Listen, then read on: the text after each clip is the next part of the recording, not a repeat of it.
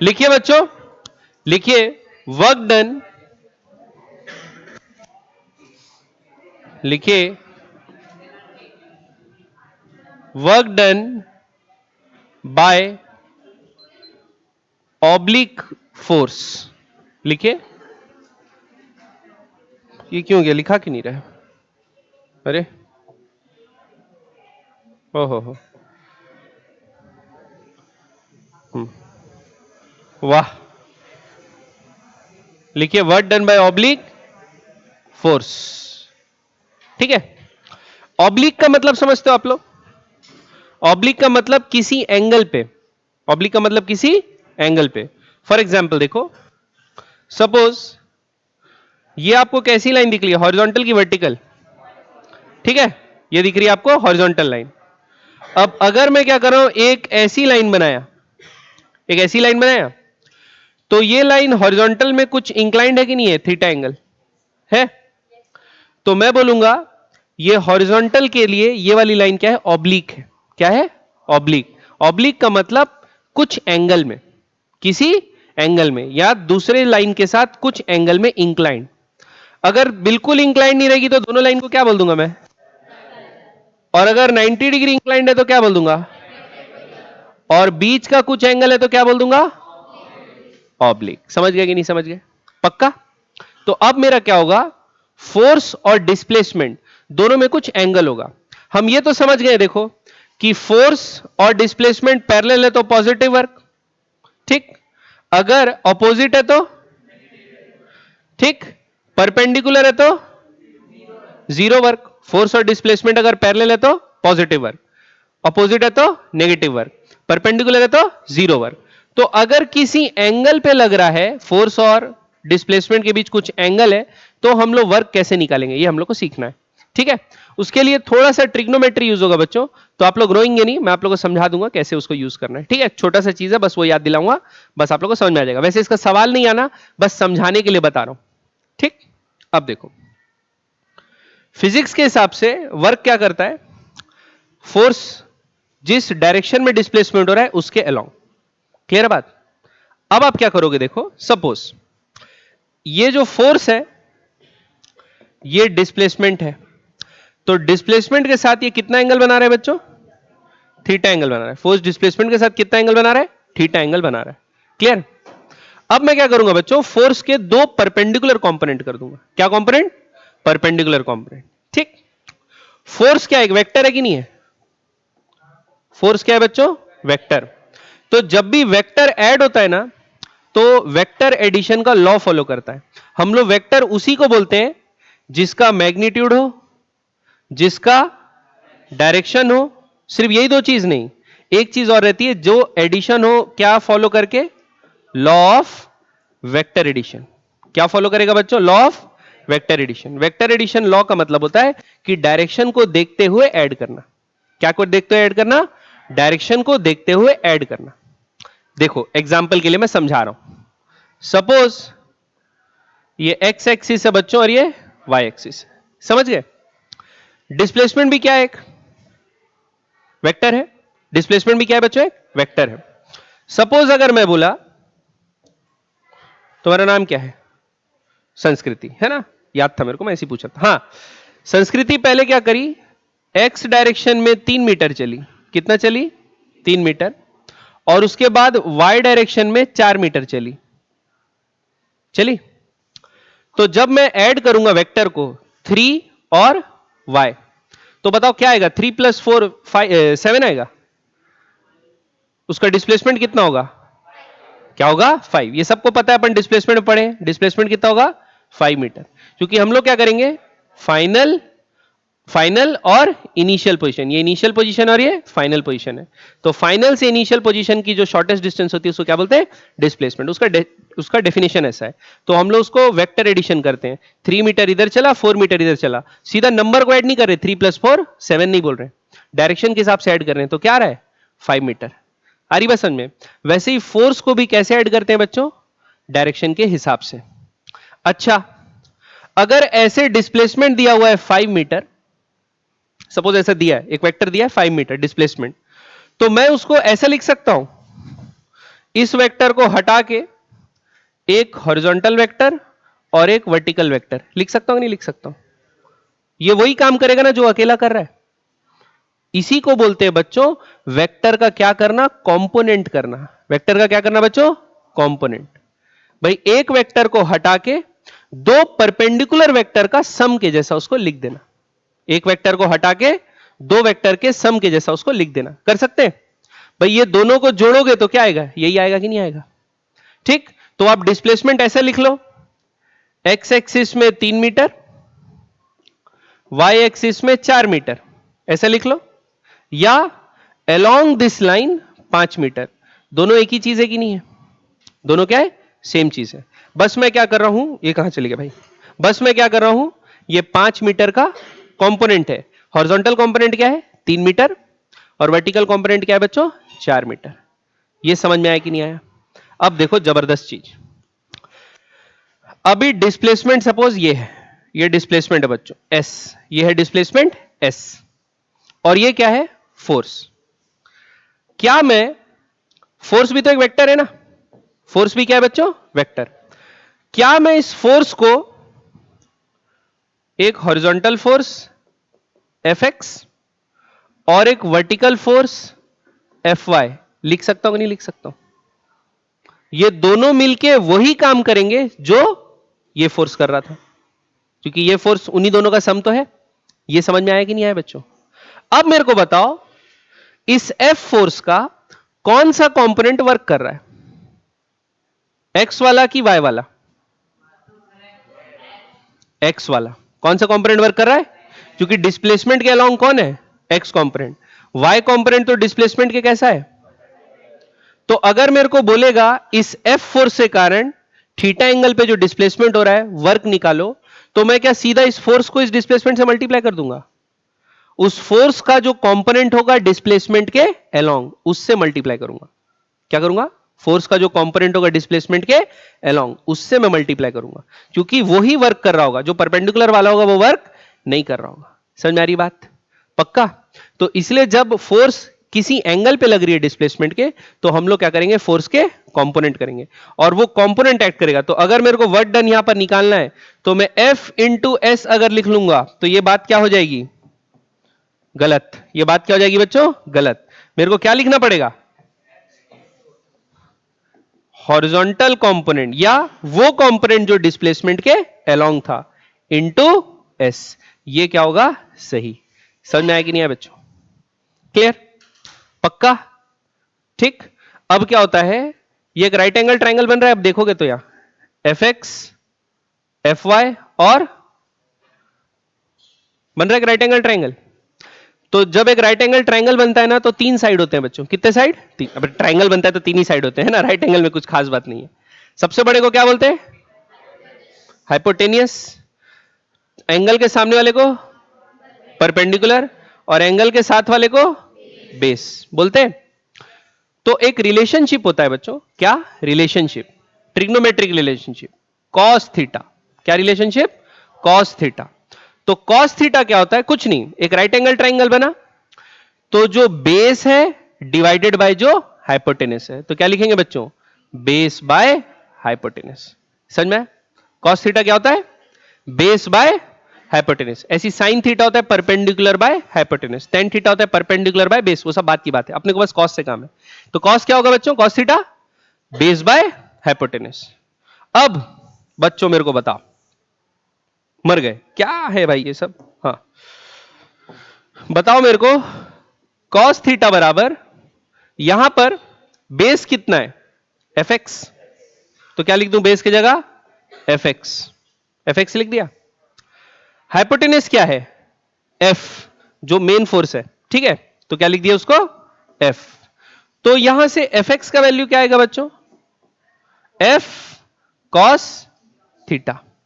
क्या आएगा बच्चों, एफ कॉस थीटा। तो वर्क डन में एफ एक्स की जगह क्या लिखूंगा मैं, F S cos theta. F क्या है, जो फोर्स है, सपोज ये फोर्स दिया है 2 न्यूटन बच्चों, फोर्स क्या दिया है 2 न्यूटन। एस क्या है बच्चों, डिस्प्लेसमेंट, सपोज वो भी दे दिया है 2 मीटर, तो फोर्स को वही लिख देंगे 2 न्यूटन एस को क्या लिख देंगे 2 मीटर, लेकिन उसके साथ एक और जुड़ेगा, एक और टर्म, क्या टर्म जुड़ेगा कॉस थीटा, क्योंकि हमको क्या लेना है फोर्स का कंपोनेंट अलोंग द डिस्प्लेसमेंट, ना कि फोर्स को एक्चुअल लेना है। समझ में आ रही बात? अब आपको पता है ना हाइपोटेनस हमेशा बड़ा होता है बेस से राइट एंगल ट्रायंगल में, तो ये कॉस थीटा हमेशा 1 से क्या आएगा छोटा।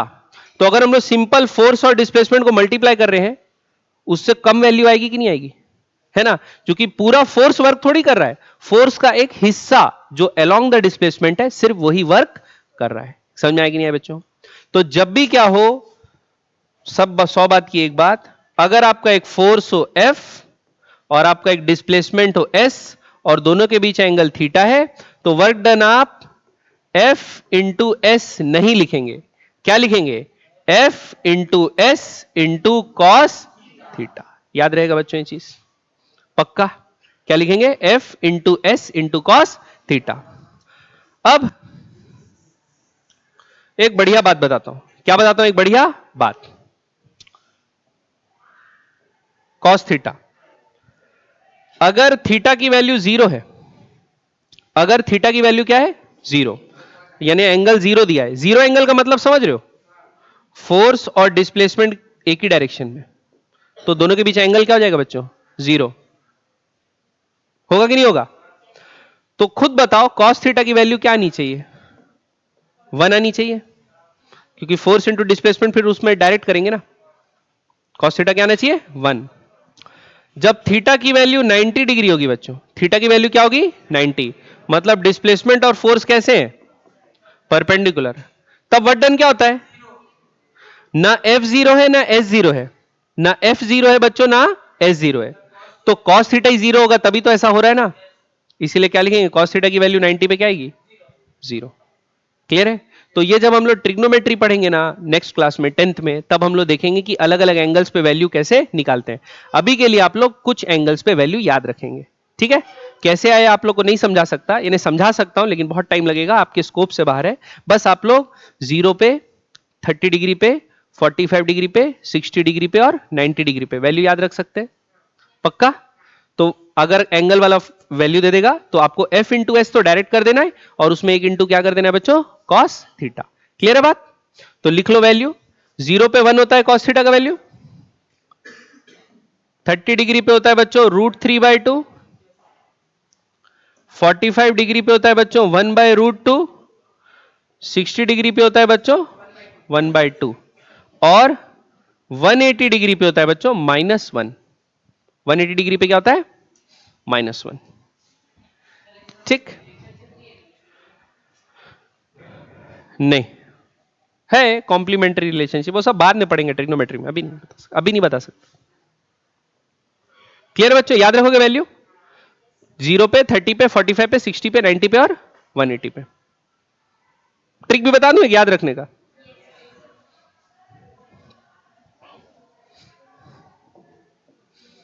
देखो ट्रिक ऐसा है, 180 का मैं एक्स्ट्रा लिखा है उसको भूल जाओ, है ना, भूल जाओ मतलब लिख लो, लेकिन 180 एक्स्ट्रा है। तो आप लोग क्या करना है, इंक्रीजिंग ऑर्डर में एंगल लिख लेना। सबसे पहले 0, 0 से बड़ा 30, 30 से बड़ा 45, 45 से बड़ा 60, 60 से बड़ा 90।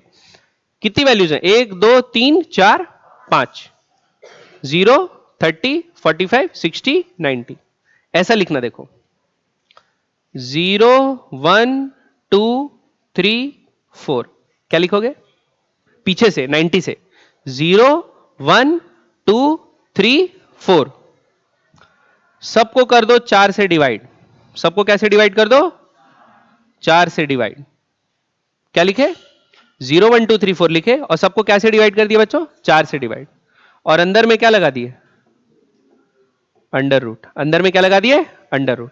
अब आप खुद बताओ 0 बाय एनीथिंग क्या होता है 1/4 का अंडर रूट 1/2, 2/4 2 2 जा कट जाएगा, 1 बाहर आ जाएगा, नीचे क्या बचेगा √2, √3 बाहर नहीं आ पाएगा, 4 रूट से बाहर आ जाएगा, क्या बचेगा 2, 4/4 क्या होता है 1 का अंडर रूट, याद रहेगा, ये ट्रिक से आप लोग याद रख सकते हो क्या वैल्यू।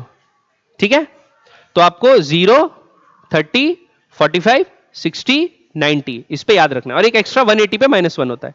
180 मतलब समझ गया ना, 180 मतलब फोर्स इधर, डिस्प्लेसमेंट इधर। तो आप तो जानते हैं जब एंटी पैरेलल रहता है तो वर्क डन क्या रहता है? नेगेटिव रहता है। जानते हैं कि नहीं जानते? तो वही 180 डिग्री पे -1। ठीक है, पक्का याद रहेगा।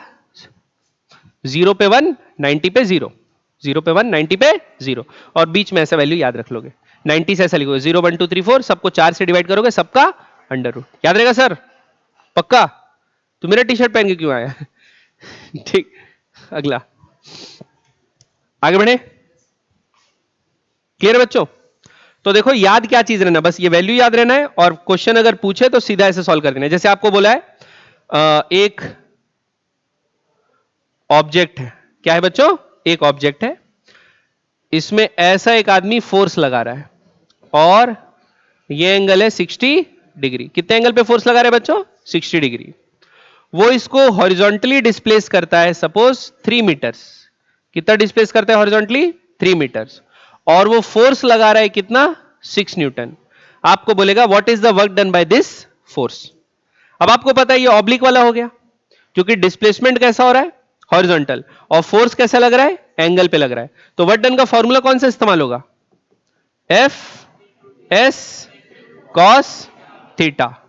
फोर्स का वैल्यू कितना है? 6। एस का वैल्यू कितना है? 3। कॉस 60, कॉस 60 क्या होता है बच्चों? 1/2। तो 6 तिया 18, 18 इंटू 1/2, तो कितना जूल्स? 9 जूल्स। समझ में आ गया बात? सिंपल, ये बस इतना याद रखोगे आप। तो अगर आपको बस एंगल याद है 0, 30, 45, 60, 90, 180, तो आप डायरेक्ट आंसर निकाल सकते हो। याद रहेगा सर? तुम लोग ध्यान दे रहे हो कि नहीं दे रहे हो? पीछे वाले बच्चे नहीं, तुम्हारे बाजू वाला। पक्का ना? cos 30 का वैल्यू क्या होता है? हाँ हाँ,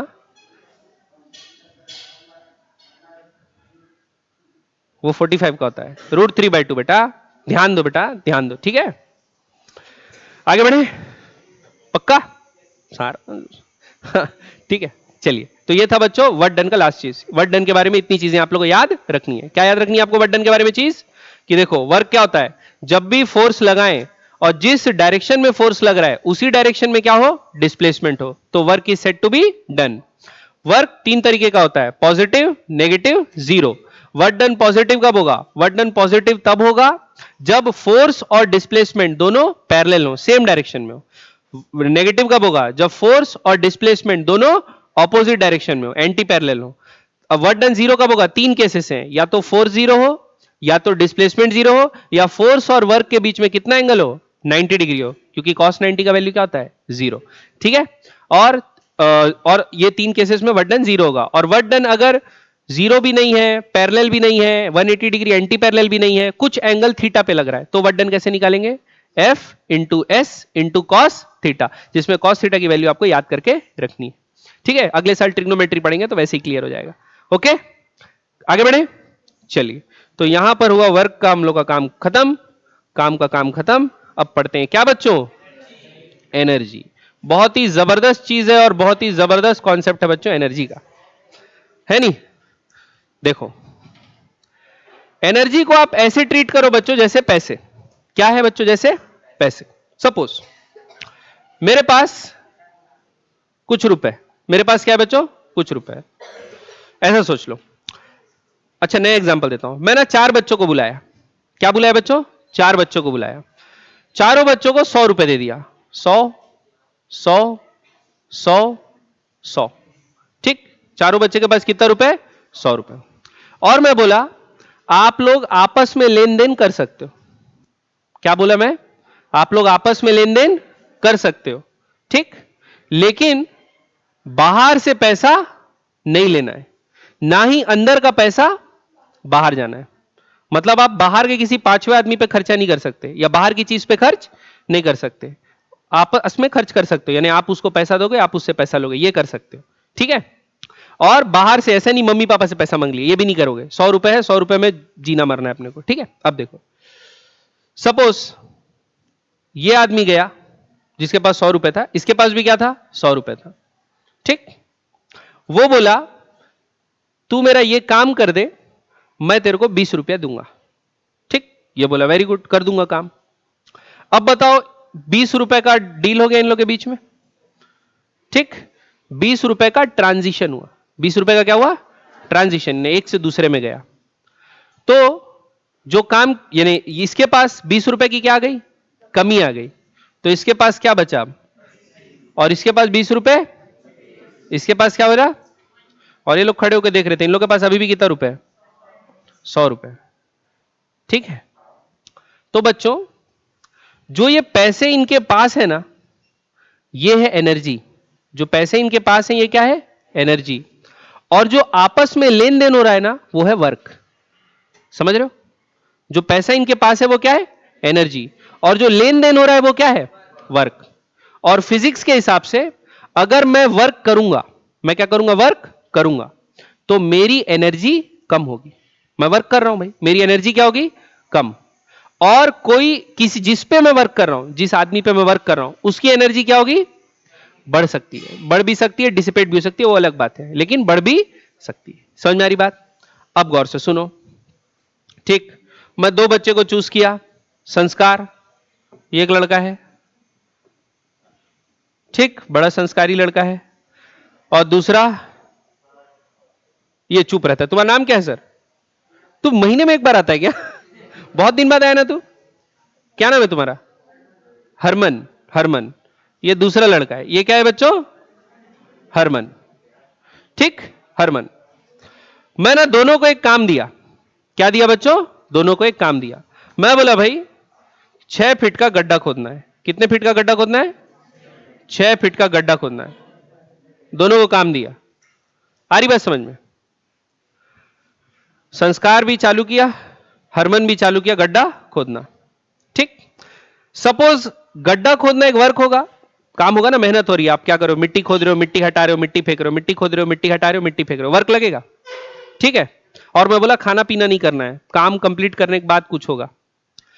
अब सपोज गड्ढा 6 फीट अगर खोदना है ना, तो उसके लिए एनर्जी लग रही है, सपोज कितनी है, कितना वर्क लगेगा, 200 जूल वर्क लगेगा। कितना जूल वर्क लगेगा बच्चों, 200 जूल वर्क। ये सुबह खाना खा के आया है संस्कार, इसके पास है 500 जूल वर्क। 500 जूल वर्क कर सकता है, 500 जूल ये वर्क कर सकता है। ये हरमन खाना खा के नहीं आया बेचारा, ये सिर्फ 150 जूल वर्क कर सकता है, फिर इसको भूख लगने लगेगी। आ रही बात समझ में। तो अब क्या होगा बताओ, ये काम कौन कंप्लीट कर पाएगा, संस्कार करेगा। कौन कंप्लीट करेगा, संस्कार। वो 200 जूल वर्क कर भी देगा तो उसके पास कितनी एनर्जी बच जाएगी, ठीक। और क्योंकि ये वर्क था 200 जूल का, और हरमन के पास कितनी थी रिजर्व में वर्क करने की ताकत, 150 जूल वर्क करने की ताकत थी हरमन के पास, तो वो 150 जूल तक करा और फिर बेहोश हो गया। 50 जूल नहीं होगा सर, खाना खिलाओ फिर करेंगे, है ना, टिफिन छुट्टी चाहिए। तो बेसिकली क्या हुआ, ये जो स्टोर्ड है वर्क करने की जो कैपेसिटी हमारे पास स्टोर्ड है, भले हम उसको यूज करें या ना करें, ये कैपेसिटी हमारे अंदर क्या है, स्टोर्ड है, कि वर्क मैं कर सकता हूं इतना वर्क। जो कैपेसिटी हमारे अंदर स्टोर्ड है टू डू वर्क, इसी को क्या बोलते हैं बच्चों, एनर्जी। आ रही बात समझ में। अगर एनर्जी पर्याप्त है तो वर्क होगा, नहीं तो वर्क नहीं होगा। आ रही बात समझ में। जैसे हम लोग देखते हैं ना, जैसे अब 24 घंटे काम कर सकते हैं क्या बिना खाए पिए, नहीं कर सकते, क्योंकि हमारे एक एनर्जी होता है। सुबह उठे हम लोग को कुछ एनर्जी है, नाश्ता सके तो कुछ एनर्जी आया। अब हम लोग काम करते जाएंगे, काम करते जाएंगे, काम करते जाएंगे, तो एनर्जी क्या होगा, यूज होते जाएगा, है ना। तो हम लोग क्या एंड तक, मरते तक काम कर सकते हैं क्या, कर सकते हैं, है ना। तो मरते तक काम कर दिए, लेकिन एनर्जी एक बार जीरो हो गया तो उसके बाद हमारा हाथ उठेगा नहीं। आ रही बात समझ में। तो एनर्जी क्या होता है, एनर्जी बच्चों में भी एक वर्क है, लेकिन वो कैसा वर्क है, वो स्टोर्ड है हमारे अंदर, ठीक। और वो तभी दिखता है जब हम लोग क्या करते हैं, वर्क करते हैं, तो वो चीज कम या ज्यादा होती है। समझ में आया बात। खाना खाए तो एनर्जी बढ़ गई, मेहनत किए तो एनर्जी कम हो गई। तो एनर्जी है क्या, it is the capacity to do work. भाई ये सेंटेंस बचपन से सुनते आ रहे हैं, मतलब समझ में आया कि नहीं आया। एनर्जी क्या है बच्चों, कैपेसिटी टू डू वर्क। मतलब दोनों का यूनिट भी सेम चीज है। यूनिट भी क्या है, जैसे अभी पैसे वाला देखे ना, दोनों पैसा रुपीज में था ना, जो स्टोर्ड है अपने पास, जितना पैसा जेब में वो भी रुपीज में था, और जितना हम लोग खर्च कर रहे हैं वो भी रुपीज में था, या जितना दूसरे से ले रहे हैं वो भी रुपीज में था। तो एनर्जी और वर्क दोनों सेम ही चीज है, बस वर्क क्या है, एनर्जी इन ट्रांजिशन। वर्क क्या है बच्चों, एनर्जी इन ट्रांजिशन। जो पैसा लेन देन हो रहा है वो वर्क है, और जो स्टोर्ड है वो क्या है? एनर्जी। समझ में आया कि नहीं आया बच्चों? पक्का? तो लिखिए एनर्जी के बारे में, तो लिखिए energy is simply, energy is simply capacity to do work. Physics वाला वर्क है ना? Energy is capacity to do work. तो बताओ वर्क का यूनिट क्या होता है? तो एनर्जी का यूनिट क्या होगा? समझ में आई बात? तो लिख लो एनर्जी का यूनिट भी क्या होगा? लिख लो SI unit of energy is also joule. ठीक, इसको भी अपन जूल में नापेंगे। ठीक, अब दो दो फिजिकल क्वांटिटी, उसका यूनिट जूल हो गया बच्चों। तो अब जूल को डिफाइन करने का समय आ चुका है। ठीक है, जूल, एक जूल कितना, जैसे एक किलो कितना होता है अपने को दिमाग में रफ आइडिया है कि नहीं है भाई? एक किलो इतना होता है, रफ आइडिया है। एक किलो सेब लेके आना बोले आपको, और आपको सिर्फ दुकान वाला 100 ग्राम सेब दे दिया, तो आप पहचान लोगे ना ये एक किलो नहीं है यार, क्योंकि हम लोग का रफ आइडिया है। लेकिन अगर आप दुकान में एक जूल वर्क लेने गए और आपको 0.1 जूल वर्क दे दिया, तो आपको जब एक जूल कितना होता है उसका आइडिया ही नहीं होगा, तो आपको समझ में नहीं आएगा कि आप ठगा गए कि नहीं गए। समझ आ रही है भाई? 100 जूल बड़ा वैल्यू होता है कि 1000 जूल बड़ा वैल्यू होता है, ये समझना पड़ेगा ना। तो इसलिए हम लोग को जूल का डेफिनेशन जानना जरूरी है। तो अभी जूल को डिफाइन करते हैं, फिर इसके बारे में आगे पढ़ेंगे। ठीक है, तो लिखिए जूल का डेफिनेशन। तो लिखो definition of joule. Definition of joule. देखो जूल का डेफिनेशन, सपोज बच्चों वर्क का फॉर्मूला क्या पढ़े अपन? Force into displacement. ठीक, फोर्स इंटू डिस्प्लेसमेंट। अगर मैं 1 न्यूटन फोर्स लगाया, क्या लगाया? 1 न्यूटन फोर्स लगाया, जिससे ऑब्जेक्ट में 1 मीटर का क्या हुआ? डिस्प्लेसमेंट हुआ। 1 न्यूटन फोर्स से कितना मीटर का डिस्प्लेसमेंट हुआ बच्चों? 1 मीटर का डिस्प्लेसमेंट हुआ। आ रही बात समझ में? तो वो जो वर्क मैं करूंगा वो क्या होगा? 1 जूल। तो 1 जूल बहुत छोटा वैल्यू होता है। 1 जूल क्या है? बहुत बहुत छोटा वैल्यू है। आ रही बात समझ में? तो लिखो when a force of 1 Newton displaces an object by unit displacement, when a force of 1 newton displaces an object by unit displacement, unit मतलब 1, unit displacement, we say 1 joule of work is done by the force। ठीक, हम क्या बोलेंगे? Force ने 1 joule work कब किया? जब एक 1 जूल फोर्स एक ऑब्जेक्ट को कितना डिस्प्लेस करा दिए? 1 मीटर। 1 न्यूटन फोर्स एक ऑब्जेक्ट को 1 मीटर डिस्प्लेस करा दे, तो हम लोग बोलेंगे कितना वर्क किया? 1 जूल वर्क किया। आ रही बात समझ में? पक्का? समझ में नहीं आ रहा है? तो ये बहुत छोटा यूनिट होता है। क्या यूनिट होता है बच्चों? बहुत छोटा। तो हम लोग जनरली ना एनर्जी को किलो जूल्स में नापते हैं, किलो जूल्स में, या जब हम लोग इलेक्ट्रिकल वर्क पढ़ेंगे अभी आगे तो किलोवाट आवर में नापेंगे। तो ये सब वर्क के जो बड़े यूनिट्स होते हैं, जैसे अभी जब हम लोग कैलकुलेशन कर रहे थे किसका, इसका एटॉमिक मास, तो एटॉमिक मास तो बहुत छोटा होता है ना? तो हम लोग ग्राम मोलिकुलर मास लेते थे, बड़ा मास, कि 1 मोल आप जमा कर लोगे तो उसका मास क्या होगा, है ना? वैसे ही अभी यहां पर भी हम लोग क्या करेंगे, अपन किलो जूल्स या किलोवाट आवर ये यूनिट लेके चलेंगे ताकि अच्छे सॉल्व हो जाए। ठीक है, बड़ा यूनिट। ओके, समझ में आ गया जूल? ठीक, अब एनर्जी के बारे में कुछ कुछ चीजें लिख लेते हैं, अच्छी चीजें बच्चों। देखो पहला, एनर्जी भी क्या है? स्केलर की वेक्टर। स्केलर, भाई मैं वर्क किया तो एनर्जी कम होगी, वर्क किया तो एनर्जी कम होगी, और अगर मेरे ऊपर वर्क हुआ तो एनर्जी बढ़ेगी। अब मैं इस डायरेक्शन में ढकेलूं कि ऊपर डायरेक्शन में वर्क करूं कि पीछे डायरेक्शन में वर्क करूं या किसी भी डायरेक्शन में वर्क करूं, एनर्जी तो मेरी कम होगी कि नहीं होगी? है कि नहीं? मैं किधर भी डायरेक्शन में फोर्स लगा के वर्क करूं, वर्क भी स्केलर है और एनर्जी भी स्केलर है। क्लियर है? तो लिखो it is a scalar quantity. ठीक। दूसरा एक पॉइंट और आप लिख सकते हो, when an object does work it's energy क्या होगी? रिड्यूसेस। It's energy reduces. ठीक है, इट्स एनर्जी रिड्यूसेस। अब वो एनर्जी रिड्यूस होके किसी दूसरे फॉर्म में कन्वर्ट हो जाएगी या फिर डिसिपेट हो जाएगी, वो अलग बात है, लेकिन उसकी खुद की पर्सनल एनर्जी जो है वो क्या होगी? कम होगी। आ रही बात समझ में? एनर्जी दूसरे फॉर्म में कन्वर्ट हो जाएगी, ये बात है कंजर्वेशन ऑफ एनर्जी, वो आगे पढ़ेंगे हम लोग। ठीक है, मैं खाली काइनेटिक एनर्जी और ये सब की बात कर रहा हूं, मैकेनिकल एनर्जी। आगे बढ़े बच्चों, पक्का? अब लिखो टाइप्स ऑफ एनर्जी। क्या लिखो? Types of energy. बच्चों, तो एनर्जी के बहुत सारे टाइप हैं। कितने टाइप हैं? बहुत सारे, अरे इफरात टाइप है। ठीक है, एक ऑब्जेक्ट मूव कर रहा है, एक ऑब्जेक्ट क्या कर रहा है? मूव कर रहा है, तो उसके पास होती है कौन सी एनर्जी? Kinetic energy. ठीक ठीक। आप क्या लिए? एक रबर बैंड लिए, रबर बैंड, और रबर बैंड को क्या किए? स्ट्रेच किए। रबर बैंड को क्या किए? स्ट्रेच किए।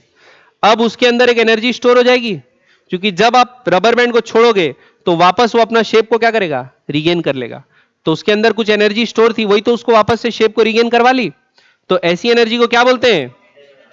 Potential energy. क्या बोलते हैं बच्चों? पोटेंशियल एनर्जी, या फिर इलास्टिक एनर्जी भी बोलते हैं। तीसरा, आप खाना खाते हैं तो कौन सी एनर्जी आपके बॉडी को मिल रही है?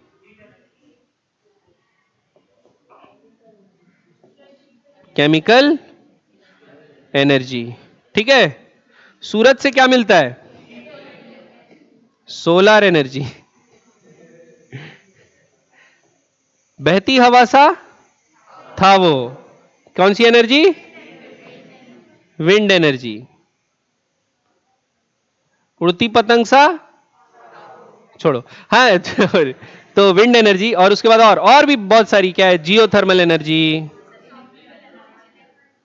जियोथर्मल एनर्जी, इलेक्ट्रिकल एनर्जी, है ना? मैकेनिकल हो गई बच्चों। मैकेनिकल बोलने से ये दोनों आ गया, काइनेटिक पोटेंशियल ओवरऑल मैकेनिकल के अंदर होते हैं। Nuclear energy, nuclear, sound energy, thermal energy, समझे? बहुत सारे हो जाएंगे, एनर्जी लिखते रहेंगे तो शाम हो जाएगी। ठीक है, तो बेसिकली क्या समझेंगे? एनर्जी के बहुत सारे टाइप्स होते हैं। एनर्जी के क्या होते हैं? बहुत सारे टाइप्स। लेकिन हमको दो टाइप पढ़ना है। कितने टाइप? ये दो टाइप, काइनेटिक और पोटेंशियल। काइनेटिक एनर्जी पढ़ना है बच्चों, और पोटेंशियल एनर्जी पढ़ना है। ये दो टाइप की एनर्जी हम लोग को पढ़ना है। ठीक है, ये दोनों को मिला के क्या बोलते हैं? Mechanical energy. क्लियर? अब बताओ, ये सारे जो एनर्जी लिखे हुए हैं, इसमें सबसे कन्वीनियंट फॉर्म ऑफ एनर्जी कौन सा है? कन्वीनियंट का मतलब समझते हो ना? जैसे बताओ, आप लोग कोचिंग आना साइकिल से पसंद करते हो कि गाड़ी से? क्यों गाड़ी? कन्वीनियंट है। क्या है? कन्वीनियंट है, आसानी से आ सकते हैं ना। साइकिल में थोड़ा पसीना निकलता, मजा नहीं आता, कपड़ा भीग जाता है पीछे, है ना? तो कन्वीनियंट मतलब आसान, जिसको यूज करना आसान हो। यूज करना क्या हो? आसान। अब बताओ कौन सबसे कन्वीनियंट है?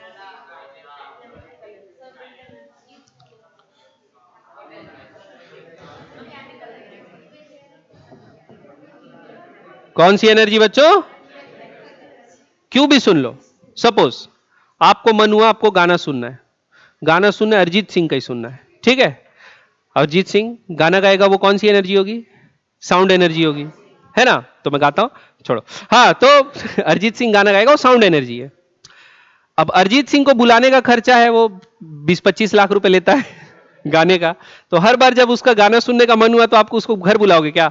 फ्लाइट करा के आ जा, 25 लाख ले लेना, फोटो भी खिंचा लेना, सबके लिए गाना गा देना, वो भी बढ़िया 3 घंटे का शो करके चले जाएगा।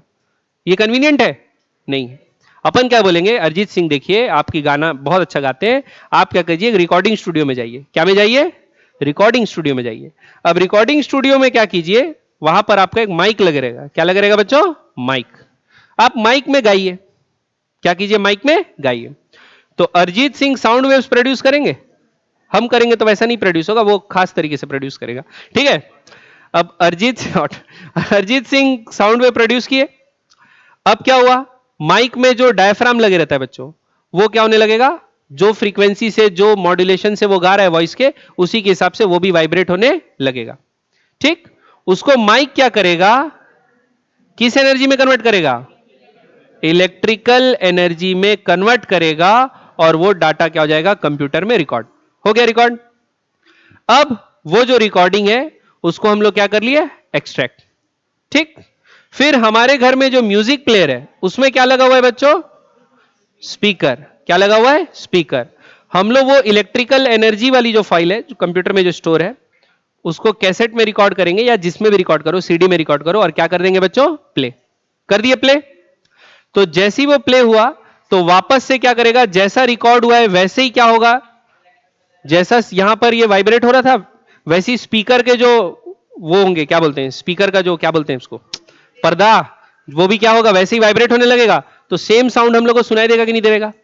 ये भी किस एनर्जी से कन्वर्ट करेगा? इलेक्ट्रिकल को साउंड एनर्जी में कन्वर्ट करेगा। तो ये साउंड को इलेक्ट्रिकल में कन्वर्ट किया, और ये इलेक्ट्रिकल को वापस से, अब जब मन हो बाथरूम में गाना सुनना है, बाथरूम में टेप चलाएंगे। अरिजीत सिंह को थोड़ी बुलाओगे बाथरूम में गाना गा, यार मैं नहा रहा हूं अभी, ठीक है, मेरा बच्चा सो नहीं रहा, थोड़ा गाना गा दे, थोड़ी बोलोगे फोन लगा के गाना गा दे, थोड़ा सा मजा आएगा। तो हम लोग क्या कर सकते हैं बच्चों, ये इलेक्ट्रिकल एनर्जी में कन्वर्ट करके साउंड एनर्जी को इलेक्ट्रिकल में कन्वर्ट किए, फिर इलेक्ट्रिकल से वापस साउंड एनर्जी कन्वर्ट करा लिए। ठीक।